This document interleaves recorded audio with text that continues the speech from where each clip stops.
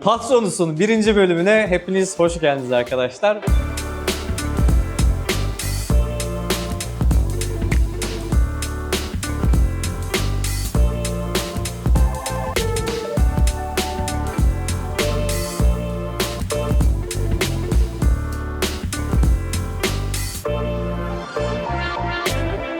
Green Glass Aquarium'da Arkun Acar'la birlikte video serimizin ilk bölümüne başlayacağız. Hayırlısıyla inşallah güzel olacak. Merhaba, hoş geldiniz bu Ne arada. haber Arkun? İyidir, sen ne yapıyorsun? Ben seni tanıyorum az çok ama tanımayan arkadaşlar için biraz kendinden bahseder misin? Yani Arkun Acar kimdir? Adım Arkun, Bursa doğumluyum. 38 yaşındayım. Green Glass Nature Aquarium, akvaryum mağazasının sahibiyim. Bu şekilde.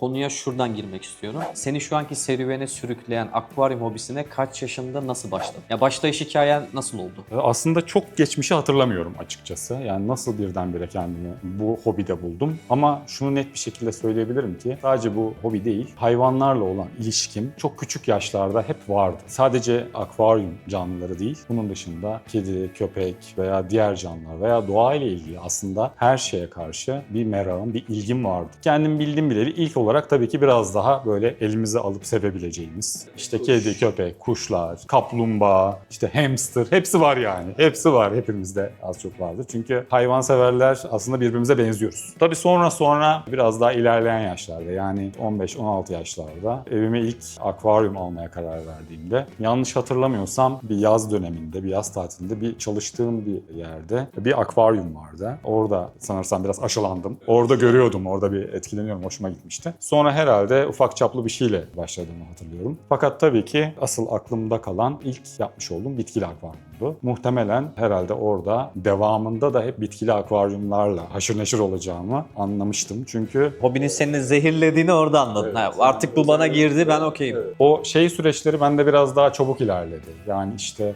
balıkları sahiplenip işte doğurtturma, işte onları büyütme falan. Bunlar belli bir aşamada hoşuma gitti ama ne zaman ki bitkilerle haşır neşir olmaya başladığımda hani anladım ki benim işim biraz daha bunlarla. Çünkü sıkılmadım hiç. Yani bitkili akvaryumlarla uğraşmaktan hiçbir zaman sıkılmadım. Ama diğerlerinde mesela ciklet beslediğim işte Sarı Prenses'te şöyle böyle ciklet grubunu beslediğim dönemler de oldu. Ama onlar da bir noktadan sonra böyle hani haline gelmeye başladı. Başa sarıyorsun gibi. Dönüp dolan canlılar var. Belli bir döngüye giriyorsun. Evet yani hep aynı bakıyoruz, izliyoruz ama bir mücadele yok gibi geldi bir yerden sonra. Ya da sen o işin artık hani öğrenebileceğin her şeyin uzmanı oldun. Seni tatmin etmedi. Belki de yani sıkılmaya başladım orada. Hatta o zamandan sonra örneğin hani normal ciklet gruplarına hiç geri dönmedim. Yani hiçbir zaman ya işte bir Sarı Prenses akvaryumu kurayım ya çok özledim falan demedim yani. O kadar hani ilgimi çekmedi. Hatta hiçbir zaman bir Tropeus vesaire o tarz grupları işte Yunus falan gibi ciklet türlerinde hiçbir zaman beslemedim.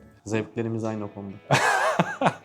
Sonrasında tabii üniversiteden önce o dönemde özellikle de high-tech yani yüksek teknolojili akvaryumları kurmak, idame ettirebilmek hem çok maliyetli hem de çok bilgi ve tecrübe gerektiren aynı zamanda da malzeme gerektiren. Zaman da istiyor tabii. Yani zaten Türkiye şartlarında da o dönemde çok kısıtlıydı. Yani bir özel bir tür bitki bulabilmek, işte bir zemin bitkisi bulabilmek. Yani ne bunu yetiştirmeyi, üretmeyi bilen kişi var, ne zaten satan kişi var.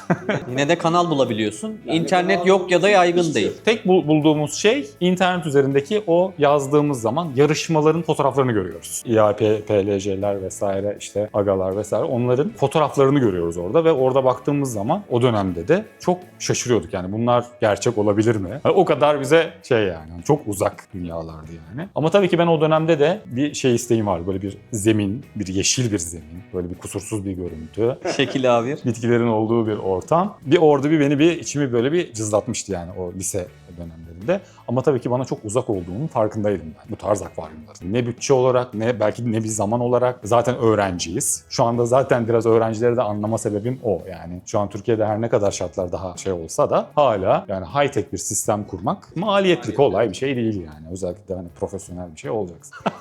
Ben konuşursam ben çok konuşurum yani sen bana bakma yani. Aslında benim bir sonraki sorum şuydu yani hobini büyütmeye başladığın nokta neydi? Ne teşvik etti de başlangıç noktandan bir üst seviye çıkardın diye bir soru soracaktım. Sen aslında bunu da kombine yapmış oldun.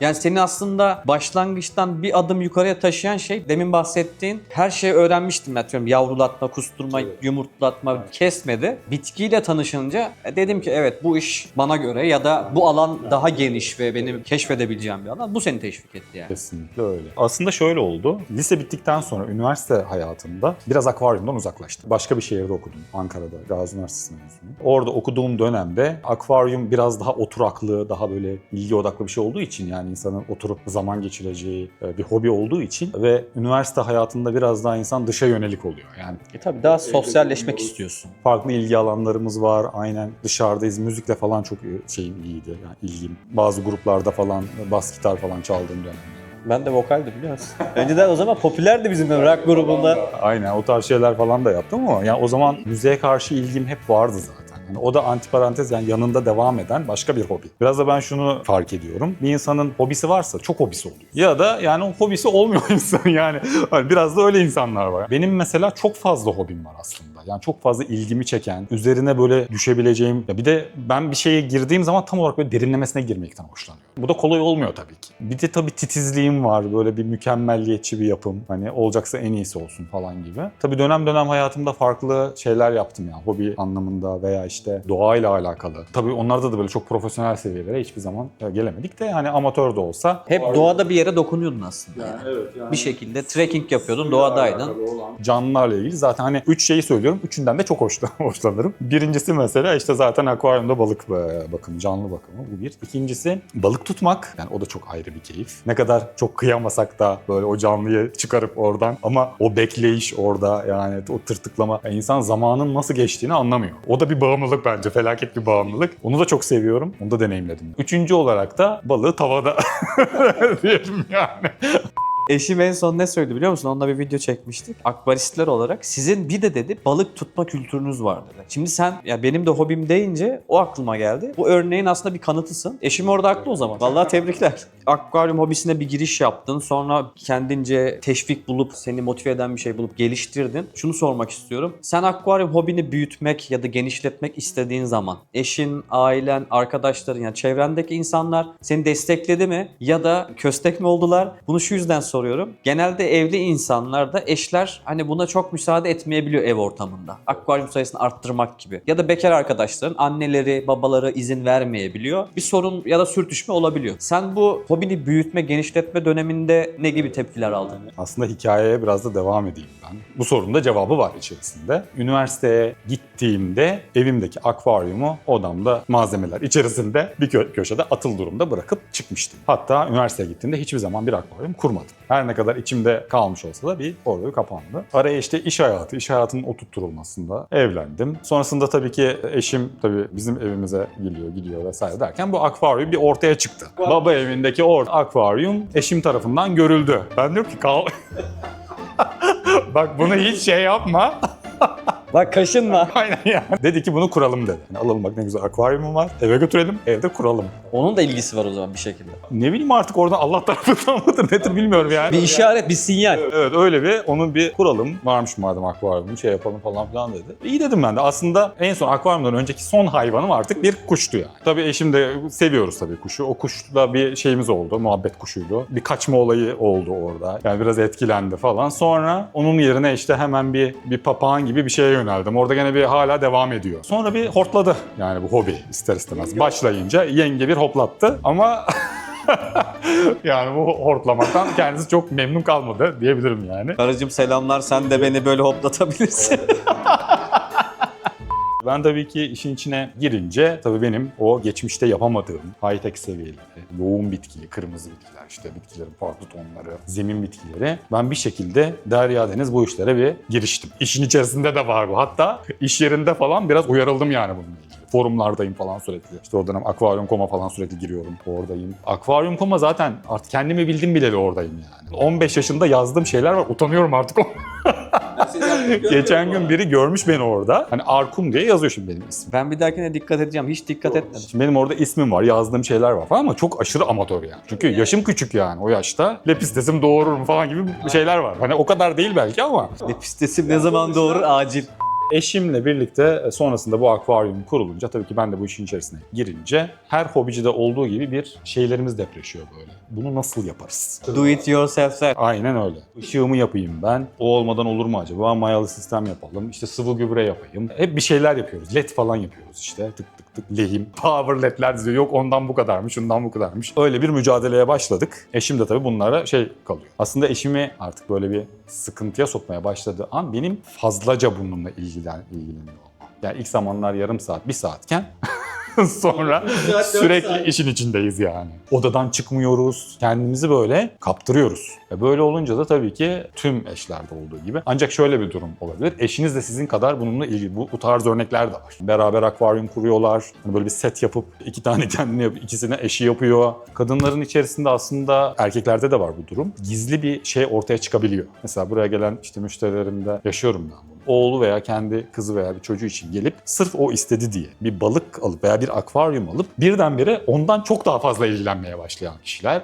İçindeki o akvaryum canlı sevgisi açığa çıkıyor. Kişinin farkında değil aslında bunun. Biraz önyargılar var bizim ülkemizde. Özellikle de akvaryum denince insanların kafasında, özellikle de kadın kafasında koku var. Yani kokan bir şey bu. Pis bir şey. Yani su basabilir. Suyla alakalı tehlikeli bir şey. Hoş bir şey değil. Bunu da biz biraz oluşturmuşuz aslında. Yani bilgisizlik, tecrübesizlikle zaman içerisinde geliştiremediğimiz için bu hobiyi, yeterli seviyelere gelemediğimiz için maalesef böyle bir şey. Yani bütün örnekler böyle çünkü. Ve yıllardır böyle.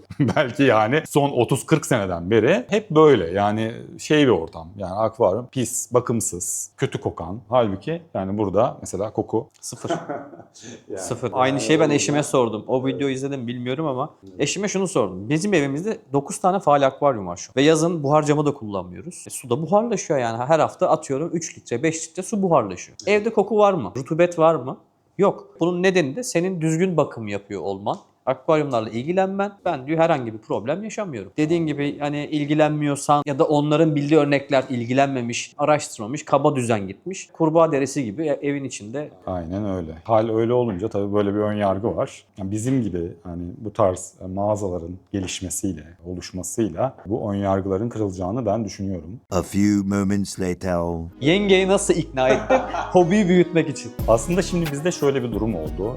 Ben hiçbir zaman akvaryum sayımı ev içerisinde birden fazla çıkarmadım. Sadece bir tane akvaryum vardı. Hep bir akvaryum üzerinde hep yoğunlaştım. İşte bitkileri tanıdım, farklı bitkiler nasıl yetiştirilir. Orada bir deneyimler, şeyler var. Yani hiçbir zaman birin yanına 2, 3, 4, 5 gelmedi bende. Böyle bir yere geçmeseydim belki de olacaktı. Bunu bilemeyiz. Ama o dönemde tek akvaryumla hep bu süreç devam etti. Fakat ona rağmen, yani tek bir akvaryum olmasına rağmen bir oğlum dünyaya gelince tabii onunla ilgili de bir sorumluluk gerektirdiği için durum. Bu sefer onunla ilgilenmeniz lazım. Hem akvaryum var, eşinizde bir gerginlik var çocukla alakalı ister istemez. Bunlar oluşmaya başlayınca biraz orada evde problemler olmaya başlamıştı artık yavaş yavaş. O dönemlerde tabii biraz daha akvaryumla ilgilenemediğim dönemler oldu. Ama tabii ki bu çok fazla ilerlemedi. Çünkü yaşanan bazı olaylardan buraya geçiş oldu diyebilirim. Peki hobini bir mağazaya, bir dükkana, bir ticari faaliyete dökme fikri nasıl çıktı? Böyle bir işe ne yöneltti seni? Bundan bahseder misin biraz? Şimdi aslında birkaç şey var. Hepsinin bir birleşimiyle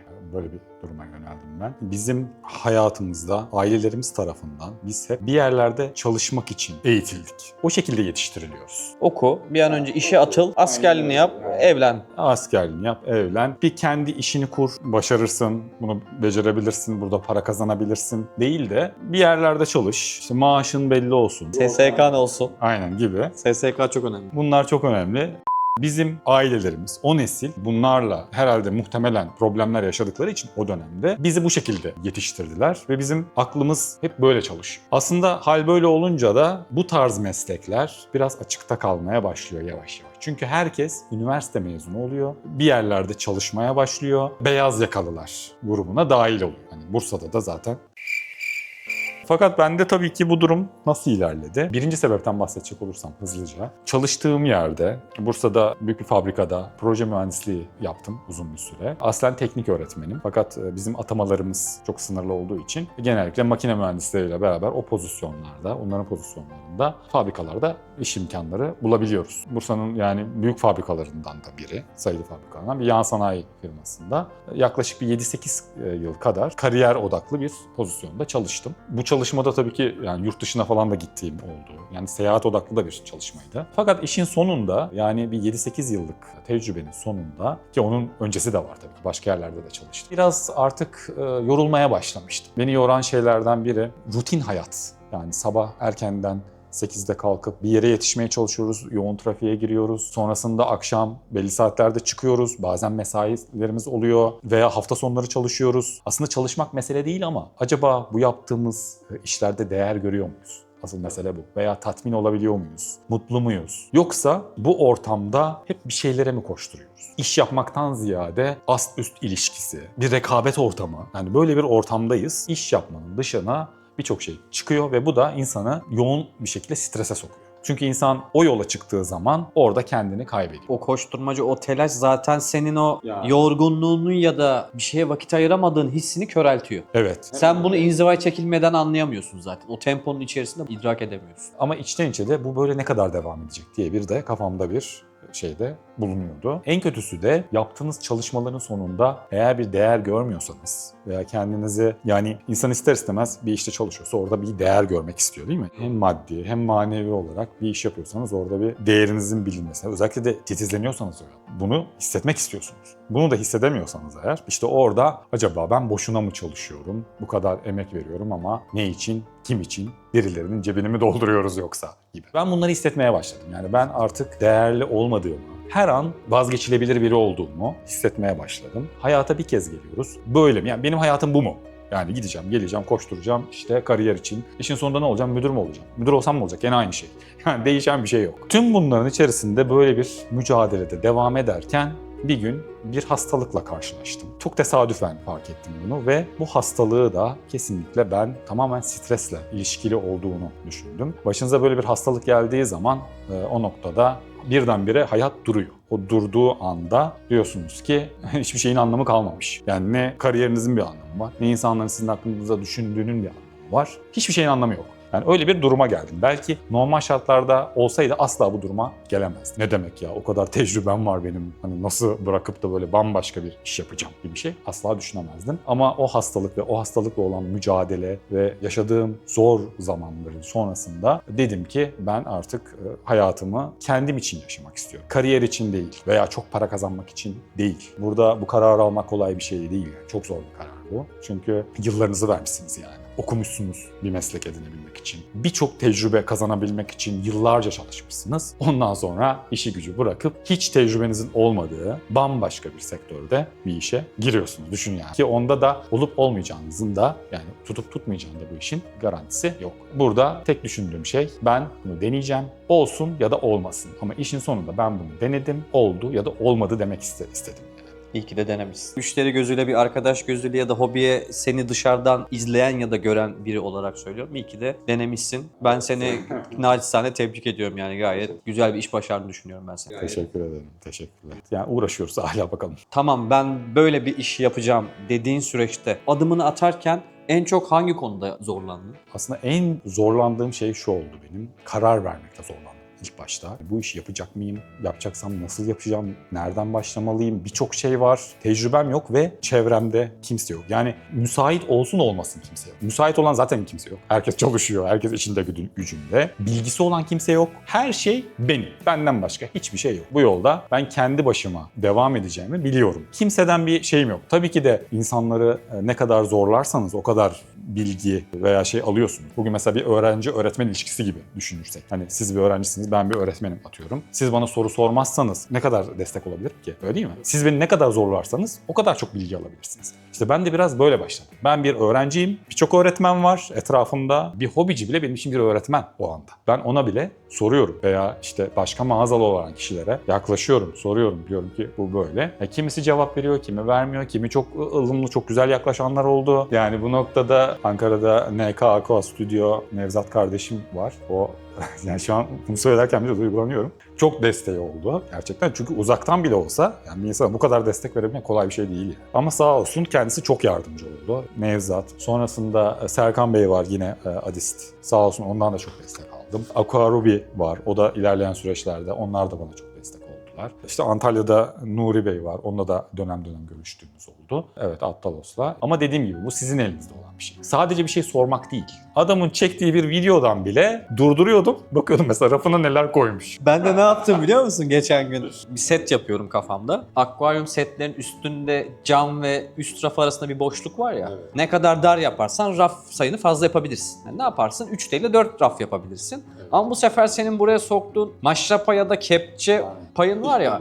Ben şunu düşünüyorum. 15 santim mi olsun 20 mi olsun? Mesela geçen hobihanem İrfan Volkan Aladağ var. Odasını kurarken ona yazdım. Kaç santim bıraktın diye mesela. Ya da videoyu başa sarıp izliyorum. Adam kaç santim yapmış? 15 çok mu dar olur? Çünkü armatür de koyacaksın belki. Dediğin gibi orada bazı şeyler sende bitiyor zaten. Her şeyi düşünmek zorundasın. Programlarsa programlar kullandım, mağazayı dizayn ettim ve bu sadece şey değil. Sadece Türkiye'deki kişiler değil. Yurt dışındaki mağazaları da çok inceledim. Zaten biraz oralardan da bir devşirmeler, bir kopyalamalar var. Tamamen özgün bir stilim değil yani ama biraz orası, biraz burası, biraz kendim derken hani ortaya böyle bir alan, böyle bir ortam çıktı. Aslında sen bu süreci kendin yönettin, kendin oynadın. Her şeyiyle kendim. Evet. Aynen. Tabii hiçbir şey birdenbire olmuyor. Yani yavaş yavaş. 40 düşünüp mü derler? Hani nasıl derler? 10 defa düşün, bir defa yap. İşte o çok önemli bir şey. Yoksa hemen çar çur şunu alayım, bunu koyayım öyle olmuyor. Bu sefer tekrardan yapmak zorunda kalırsın. Şimdi ben bu yaptığım rafların, bu vitrinlerin hepsini bir önceki dükkanda da kullanıyordum mağazada. Burada da kullanıyorum. Yani buraya geçtiğim zaman hani biraz da tabii işinizin rast gitmesiyle de alakalı. Hani çok şükür. Birazcık da tabii otomotiv sektöründen gelmemin de şeyleri.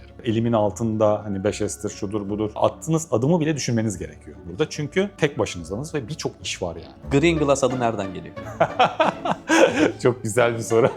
Bir liste yaptım kendime. Bazı kelimeler seçtim. Yani mesela atıyorum işte blue, green renkler olabilir. İlk zamanlar bir Türkçe koysam mı acaba gibi bir düşünce de vardı aklımda. Benim İngilizce koymamın sebebi aslında biraz daha bakış açımla alakalı. Çünkü ben sadece Türkiye'deki insanlara hitap etmek değildir benim düşüncem. Hala öyle düşünüyorum. Yani Green Glass'ı herkes bilsin, bütün dünya bilsin. Ki çok şükür şu anda benim yurt dışından da takipçilerim var. Yani beni takip edenler, oradan görenler de. Dışarıya açıldığınız zaman dışarıdaki insanların bakış açılarını da alabilirsiniz, düşüncelerini de alabilirsiniz. Bu bir imajdır, bu bir şeydir. Yani hani isim vermeyeyim ama yurt dışında birkaç mağazanın bizi takip etmesi beni çok gururlandırdı. Çok onurlandırdı yani. Çok fazla takipçisi var. Sınırlı sayıda takip ettiği kişi var. Hani onlardan birini beni de alması bu, yani bizi de alması çok güzel bir hissiyat gibi şeyler. Neyse şeye gelecektim. Green Glass'a dönecektik.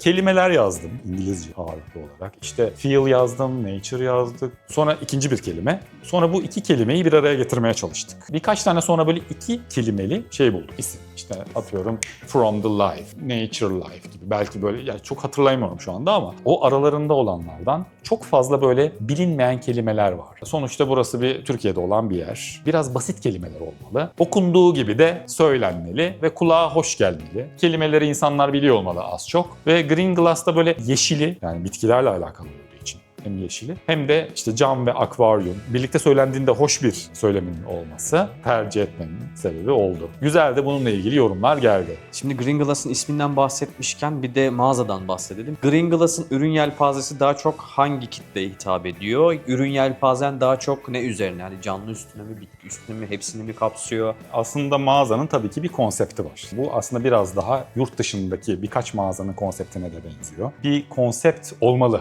bence. Tuzlu su, tatlı su şu anda ayrı mesela değil mi? Hani ikisini bir yapanlar da var. Çok nadir. Yani onları çok şey yapmıyorum. Zaten bence muhakkak ayrı olmalı. Yani ikisi farklı. Bunun dışında bence tatlı suyun da kendi içerisinde ayrılması gerektiğini düşünüyorum ben. Bitki ve bitkiye akvaryumlar ve onlarla ilgili canlılar veya işte aquascaping dediğimiz tasarım akvaryumların yapılması veya işte yarışmalara katılan akvaryumlar, hani dünyada bilinen, bu ayrı bir durum. Monster denilen daha büyük canlılar, vahşi türlerin olduğu belki öyle bir konsept bir. Mesela işte NK Aqua Studio biraz daha ona yönelik. O tarz grup canlıların sevildiği. Bir grup ayrı olmalı. Hatta ona uygun çok güzel bir mağaza konsepti de yapılabilir. Yani mağaza konsepti bitkiler, bitkilerle uyumlu canlılar, tasarım materyalleri yine bitkili akvaryumla balıklara uygun, onlarla uyumlu olan, canlılarla uygun materyallerin olduğu, bunlarla ilgili ürünler. Ve tabii ki burada biraz daha detay ürünlere giriyoruz. Yani her yerde olan ürünler değil de biraz daha özel, kendim seçerek getirdiğim ürünler olduğunu söyleyebilirim. Biraz daha üst segment diyebiliriz. Yani orta ve üst segment, fiyat performanslar da var Genele baktığın zaman biraz daha niş kitleye hitap ediyorsun. gibi. Yani biraz organiği gibi bu iş. Organik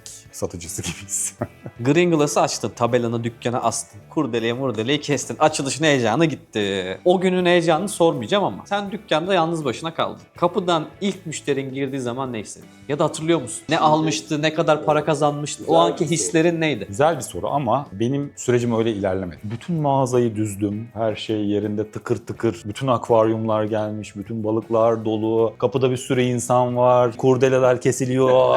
Şeyler, öyle bir süreçten geçmedim ben hiçbir zaman. Çünkü öyle bir bütçem yoktu. İlk gelenler bilir. Yani tabelamız bile yoktu kapının önünde. Kendi evimden getirdiğim akvaryumlar var. İçeride 2 tane rafta 2 tane, hiç unutmuyorum, o müşteriyi söyleyebilirim. Adam içeriye girdi, baktı burası akvaryumcu mu ya deyip girip çıktı yani. Hiçbir şey almadı. İlk müşterisinden para kazanamadı. Yani. Bu ne dedi ya hani. Bir de şöyle bir şey var. Şimdi Instagram odaklı çalıştığım için sizin bir alanınız var, orayı gösteriyorsunuz sürekli. Çünkü başka bir şey yok içeride. Gösterebileceğiniz bir şey yok sürekli. İşte kurduğunuz birkaç akvaryum var, onları gösteriyorsunuz. O şimdi ama insanlarda da şey algısı oluşuyor tabii. Bunlar var, hani şu var. Demek ki burası büyük bir yer herhalde. Öyle bir imaj oluştu insanlarda. Green Glass deyince insanlar böyle orası çok büyük bir yer ya falan herhalde. Bir sürü canlı var orada. Birçok şey satılıyor. Bir gidelim bakalım falan. Ama gelip hayal kırıklığıyla dönenler, yani şehir dışından gelenler oldu, İstanbul'dan, Eskişehir'den, birçok yerden gelenler oldu. Yani öyle bir durum çıktı. Aslında şey soracaktım. Bu sorunun üstünde güzel geldi de belki de cevabı bu olacak. Müşterilerden sana gelen en ilginç ya da en komik talep ya da yaşadığın durum neydi? Orada da ilk zamanlar biraz da internet odaklı olduğum için her çeşit insan geliyordu. Bir de fiyatlarım da biraz benim normalim bile belki biraz daha altındaydı. Sahibinden koma falan ilanlarım falan vardı orada. Bir gün yaşlı bir amca geldi. Şimdi elinde böyle şey var. Yani bir 5 litrelik bir pet şişeyi kesmiş ortasından. Doldurmuş suyla. Kurdele gibi bir şey böyle bağlamış, delik delmiş, bağlamış. Böyle elinde onunla geldi. Gelmeden önce de melek var mı? Ben de var demiştim tabii. Ama hani öyle bir şey beklemiyorum. Sonra elinde geldi, terlikler ayağında falan böyle. Ben dedi şu melekleri alayım falan dedi böyle. Hani adamın o şeyine doldurduk. Melekleri doldurduk yani, aynen, pazar çantasına. O mesela bayağı komik bir şey gelmişti bana, anı gelmişti benim için. Sonra tabii o insanlar biraz daha kayboldu diyebilirim. Geçmişteki hobicilikten bahsettik ya. Bununla alakalı bir soru soracağım. Geçmişte yapılan akvaryum hobisiyle günümüzdekini kıyaslasan sence güzel yol kat edildiğini düşünüyor musun? Fark sence olumlu mu? Bir gelişme görüyor musun? Belki yüzde olarak bunu hani söyleyebiliriz. Çok daha fazla bilgisiz olan kesim vardı. Ya da biz bilmiyorduk. Yani bilen kişilerin popülasyonunu bilmiyorduk belki de biz. Şimdi günümüzde yine aslında bilgisiz birçok insan var. Hobinin gelişmesiyle birlikte ve işte internetin gelişmesiyle birlikte aslında sosyal medyanın, YouTube'un şeyinde insanlar tabii biraz daha bilgilendi ve Türkiye'ye giren ürünlerin kalitesi de arttı. Çok fazla. Avrupa'da kullanılan veya Uzak Doğu'da kullanılan birçok ürünü kendi raflarımıza koyabiliyoruz. Bu da büyük bir avantaj. YouTube'da veya kendi mağazası olan kişiler kendileri bu ürünleri tanıtıyorlar. Rafımızda yani bu markalar varsa bunlar satıldığı için var. O zaman bunlar satılıyor diye hobiciler bilinçli diyebilir miyiz? Diyemeyiz Tabii bence ki. ama. Yani bunu tabii ki diyemeyiz. Çünkü iki tip hobici var. Yani parası olan, parası olmayan diyelim. Kimisi yolda giderken öğreniyor. Yani bir şeyler alıp öğrenenler var. Kimisi zaten ekonomik olarak hani çok güçlü olmadığı için ucuza yönelip alanlar var. Hani şey değil. Mesela en güzel müşteri bence şeydir. Araştırır, okur, gerekirse parasını biriktirir, hemen almaz. Mesela öyle bir müşterim vardı, hiç unutmuyorum. Yani bir akvaryum kurmak için 6-8 ay kadar falan bekledi. Yani beklediği dediğimde şöyle. Bir ay işte bir parçasını alıyor, kenara koyuyor. İkinci ay başka bir parçasını alıyor. Bu mesela çok anlamlı, çok mantıklı ve benim çok önerdiğim çok güzel bir şey. Çünkü Tez canlı olmamak. tez canlı olmamak lazım. Bu sefer totalde daha çok para harcıyoruz. Gidiyoruz, ucuz bir şey alıyoruz. İşte oradan onu al, buradan bir şey kuruyoruz. Hani o heyecanla. Öğreniyorum ben şu anda. Böyle bir şey kalkışsak bile kullanacağımız ürünlerin ileriki seviyelerde kullanabileceğimiz ürünleri tercih etmemiz lazım. Mesela alacağımız bir akvaryum bir defa olan bir şey. Şunu da her zaman söylüyorum. Düşük bütçeyle büyük bir kurulum yapmaktansa küçük bir kurulumu yüksek bir bütçeyle yapmak çok daha anlamlı geliyor bana. Çünkü işin sonunda güzel, kaliteli, iyi bir sonuç almış oluyoruz. Her ürünün de en iyisini almak zorunda değiliz. Ne yapmak istiyoruz? Önce buna karar vermemiz etmemiz lazım. Veya ileride ne yapacağız? Atıyorum daha basit bir şey olacak ama hani belki birkaç ay sonra daha profesyonel doğru yöneleceğiz. Ama o ürünlerin de elimizde kalmaması lazım. Yani onları kullanabiliyor olmamız lazım. İşte bunları konuşuyoruz. Hal böyle olunca da tabii dikkatli seçmemiz gerekiyor ürünleri. Burada şöyle bir durum var. Maalesef sosyal medyadaki Türkiye'de bilen bilmeyen herkes bir şey paylaşıyor. Bir kişi bir şey paylaşıyorsa önce bunu deneyimlemeli, araştırmalı, doğru olduğunun farkına varmalı. Ondan sonra profesyonel bir şekilde ve kesin net anlatımlarla değil de daha ucu açık şekilde bunu anlatarak bir şey paylaşmalı. Yurt dışında bir yerlerde bir kurulumlar yapılıyor. İnsanlar bunları izliyorlar ve zannediyorlar ki bu böyle yapılıyor. Bunun başka bir seçeneği yok. Bunun için de biz bunları alamayız. Bizim böyle imkanımız yok gibi düşünüp ön yargıyla yaklaşıp bu işe hiç bulaşmıyorlar. Çünkü adam zannediyor ki bu böyle oluyor. Bu lazım, şu lazım, bu lazım derken zaten hesapladığımız zaman çok deli rakamlar ortaya çıkıyor. Bu sefer soğuyor hobiciler. Yani o yüzden maalesef internet ortamının da yani sosyal medyanın da böyle bir dezavantajı var. Özellikle de Türkiye'deki kaynaklarda izledikleri zaman insanlar birçok video serisi var atıyorum. Bir tanesini izliyor. Halbuki o doğru bir şey değil. Ama öyle olduğunu zannediyor. Sonra vakti olmuyor, izleyemiyor. Çünkü bu bir süreç. Yani akvaryum hemen kurulup oldu bitti gibi bir şey değil ya. İlerleyen bir süreç. Bir akvaryumu bir hafta 10 günde yorumlamıyoruz. 2-3 aylık akvaryumu yorumluyoruz. Geliyorlar mesela ne zaman kurdunuz diye soruyorum. 5 gün oldu, 2 hafta oldu. Şu anda bir yorum yapılamaz. 2000'ler öncesi, 2000'ler sonrası diye de belki ayırabiliriz ama aynı mı insanlar? Aynı mı derken şu, geçmişte internet yoktu, araştıramıyordun ya da işi bilen ne bileyim pet shop, akvaryumcu abiler, ablalara, amcalara gidiyordun. Faruk Eczanesi muhabbeti gibi. Aynı olduğunu söyleyemeyiz yani. Hani bunu ben söyleyemem. Mutlaka gelişmiştir. Gelişmemiş olmasına imkan yok bence. Ama dediğim gibi teknolojinin avantajları kadar dezavantajları da olduğunu düşünüyorum açıkçası. Bilmiyorum sen ne düşünüyorsun ama. Ben de sana katılıyorum zaten. Belki yapay zekadan destek aldı. Ya bir kaynak, yanlış bir kaynaktan öğrenip sen bunu empoze edersen adam bir onu izler. Evet bu böyleymiş. Aynı şeyi bir daha izler. Üçüncü doğru bile olsa iki yanlış kaynağı izlediği için demek ki bu böyleymiş deyip. Hangisi doğru, hangisi yanlış şimdi? Nasıl karar verecek? Peki senin Green Glass'ta bir günün nasıl geçiyor? Yani mağazanı sabah açtığında burayı hobici gibi mi işletiyorsun? Biraz daha ticari kafayla mı işletiyorsun? Bir defa şöyle, bence bunu benim aslında söylememe hiç gerek olmadığını düşünüyorum ben. Çünkü insanlar bence bunu hissediyorlar. Şu ortama girip, yani burada zaten bir tur atan bir kişi bunu zaten çok net bir şekilde anlayacaklarını düşünüyorum ben.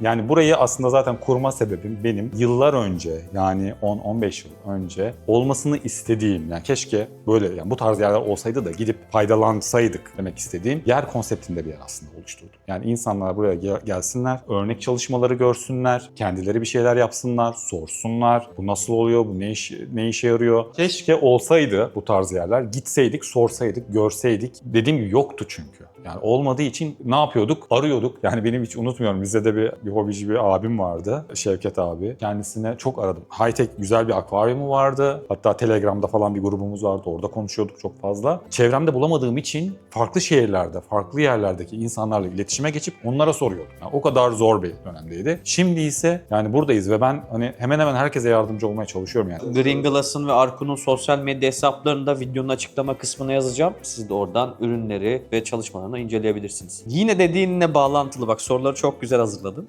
Çok güzel sorular var da vakit yokmuş. Dedin ya zamanında böyle bir yer keşke olsaydı biz gitseydik. Evet. Bundan 10 yıl sonra belki senin için de aynı şeyi söyleyecekler. Çünkü sen belli bir skalanın üstündesin ya. İlerleyen zamanlarda daha üstü de olabilir. Bu da güzel bir rekabetle piyasayı ve hobiyi canlandıracaktır. Senin gibi düşünen, ben de böyle bir dükkan, mağaza açabilirim diyen birine ne tavsiye edebilir? Ya da tavsiye etmezsin ya.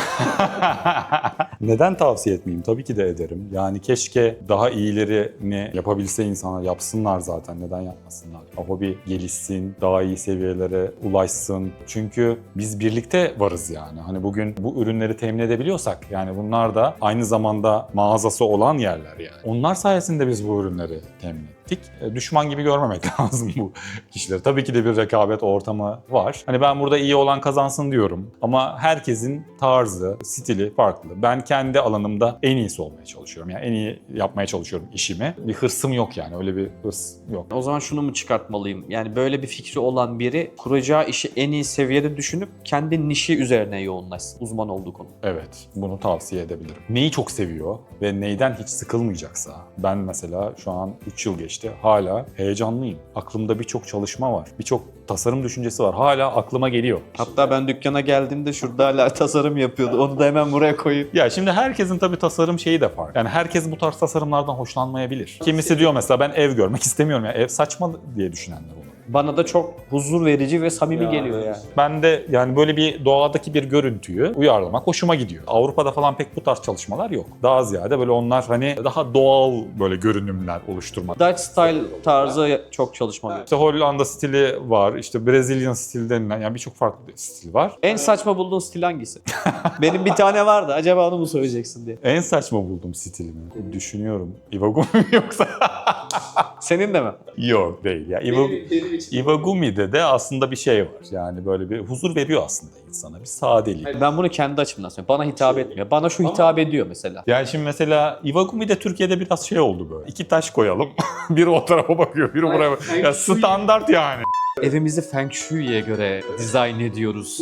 Yüzeysel biliyorum. Detay uzman değilim ama işte taş sayısı belli olacak. Büyüklüğü, küçüklüğü, perspektif yaratacaksın. Yok tek olacak, çift olacak. Bana hitap etmiyor yani. Hobiye ilk başladığın ki yaşına ya da o döneme geri dönüp baktığında bulunduğun konumdan memnun musun? Bundan sonraki süreçte Green Glass hakkında ya da senin kişisel ya da ticari yoluna nasıl devam etmeyi düşünüyorsun? Yani şu andaki konumumdan tabii ki çok memnunum. Çünkü ne yapıyorsam kendim için, Green Glass için, burası için yaptım ve şu var. Yani şu çok güzel bir şey. Yaptıklarınızın karşılığını alıyorsunuz burada. Yani bir taşın üzerine bir taş daha koyduğunuz zaman bütünleşiyorsunuz zaten. Yani mekanla bir bütünleşme gerçekleşiyor ve bir güven ortamı oluşuyor. Yani ben buraya girdiğim zaman mutluyum. Her şey istediğim yerde, her şey konumunda. Ben buradan çıktığım zaman her şeyin iyi ve şey olduğunun farkındayım, biliyorum. Burayı kaybetmeyeceğimin verdiği bir güven var. Mesela özel sektörde bir yerde çalışırken böyle bir güven yok. Her an oradan çıkıp orası bir geçmişte kalan bir yer olabilir. Yani bir de ben biraz duygusal yapıda da bir insanım. Bir yere alıştığım zaman oradan çıkarken etkileniyorum çok. Üzülüyorum yani. Hani anlamsız belki. Duygusallara yer yok yani özel sektörde. Şey zehirlenmesi diyorlar ya 5 yıldan sonra oraya bağlanıyorsun. Başka yere çıkmak istemiyorsun ya da tazminatını yakmak istemiyorsun gibi. Yani özel sektörde biraz daha şey olması lazım insanların. Duygularına yer yok yani. Nerede daha iyi bir ortam, pozisyon var oraya zıplayacaksın. Daha iyi bir maaş varsa oraya zıplayacaksın. Böyle olmalıymış. Biz yanlış yapmışız yani. Spontane bir soru bu. Demin sorduğum soruyu revize edip senden çok kısa bir cümle duymak istiyorum. Geçmişte yani hobiye başlayan o çocuk ya da genç Arkun'a Green Glass'taki Arkun olarak yukarıdan bakıyorsun. Ona bir şey söylemen lazım. Ne derdin ona? Bir sesleniyorsun. Devam et.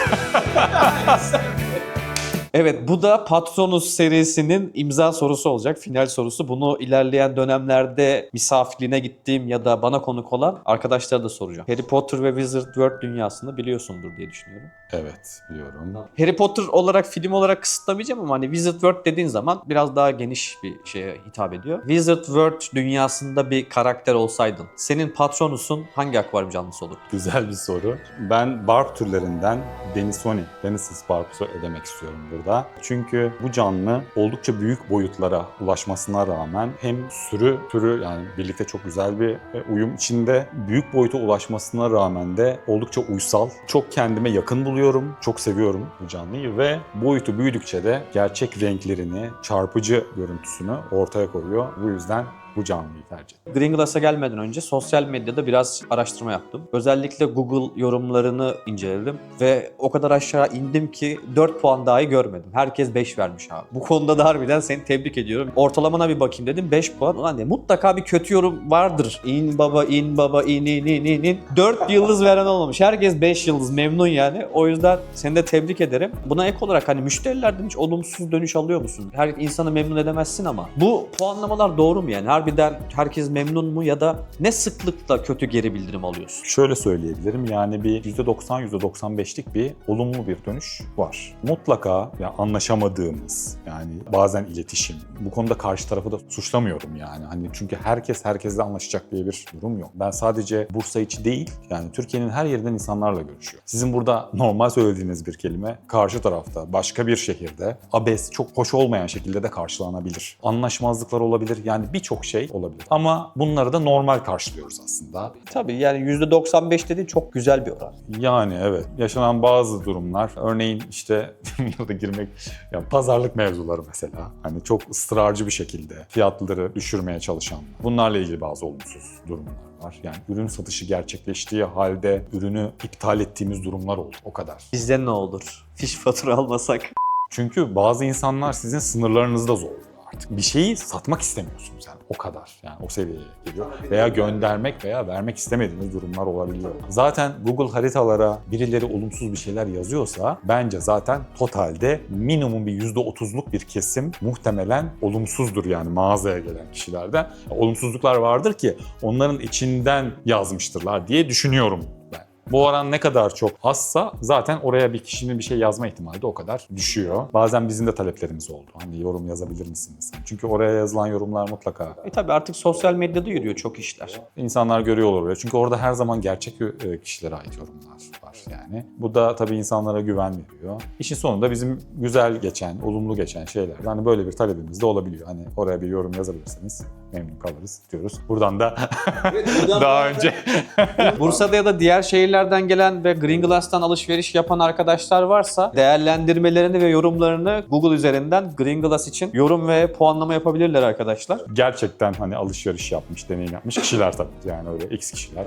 değil. Bizim takipçiler hakkaniyetlidir diye düşünüyorum. Önüne gelen yapmasın lütfen. Sohbetimiz gayet keyifliydi. Benim senden takipçilerim adına bir ricam olacak. Eğer sen de uygun görürsen. Şimdi biz bu Patronus serisini periyodik yapamayabiliriz yani. Çünkü ben herkesle böyle bir sohbet videosu çekmek istemiyorum. Hobici ziyaretleri olabilir. Bu Patronus serisi tamamen hobiden ticari ya da mağaza boyutuna gelmiş. Kendini geliştirmiş, profesyonel olmuş insanlarla yapılacak bir seri olacak. Bu serinin başlangıcı olarak da takipçilerimize ben Green Glass'tan bir hediye verelim diye düşündüm. Tamam.